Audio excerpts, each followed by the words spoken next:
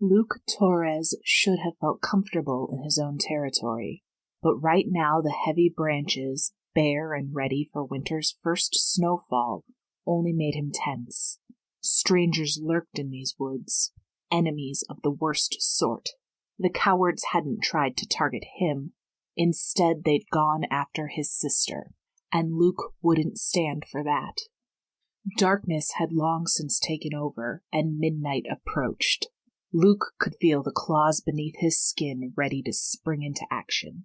Soon he would know the face of his enemy, and he would tear out the spine of anyone who stood against him or tried to harm his own. Maya and Sinclair walked beside him, with half a dozen other lions spread out in their animal forms.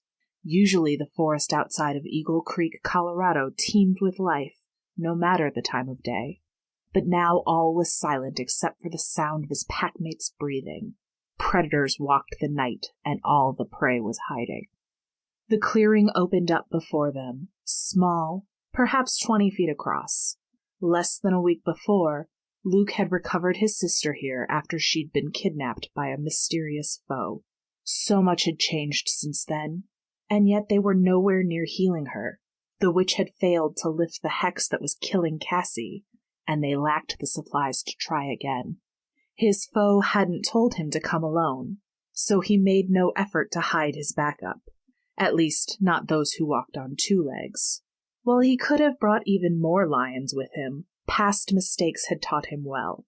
He would not leave his home, his sister, undefended again. If he hadn't screwed up the first time, her life wouldn't be in danger. All of their lives, most likely. The air in front of Luke shivered momentarily and dissolved, revealing a tall man in a black trench coat, dark pants, and black boots. The witch was all skin and bones, the coat hanging off of him like it was hung on a wire hanger. But power crackled through the air, and Luke knew that the danger this man presented wasn't in his meager bulk. When no other witches showed themselves, Luke grew worried. Well, more worried. How many were hiding behind a cloak of magic? His lions hid by skill, using the lay of the land to their advantage. Using magic was cheating. The witch took a look at Luke, Maya, and Sinclair, and smirked.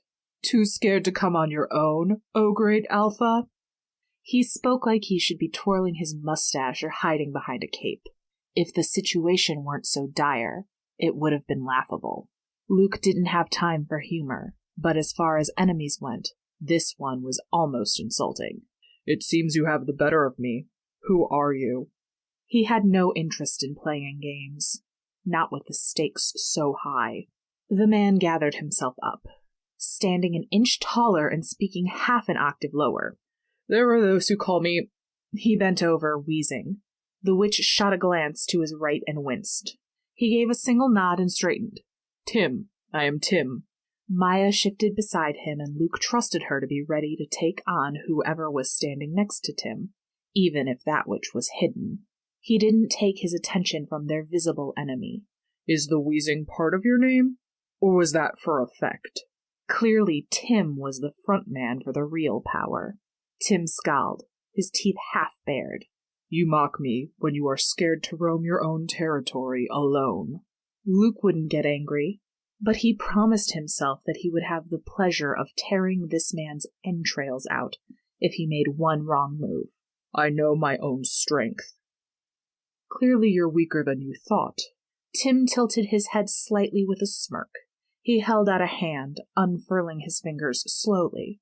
Once his palm faced the sky, he flicked his fingers in a strange pattern, and a sputter of fire appeared. The witch tossed it from hand to hand. "What do you want?" He didn't let himself get distracted by the fire. That had to be what Tim wanted. "A great many things." Tim tossed the fire up and caught it, closing his fist and extinguishing the light. "Few of which you can offer me." He looked to his right once more, only for a second, before focusing on Luke. "Then why the hell did you want me here?" Luke ground it out through clenched teeth. He'd been attacked on his own land once this month, and he never wanted that to happen again.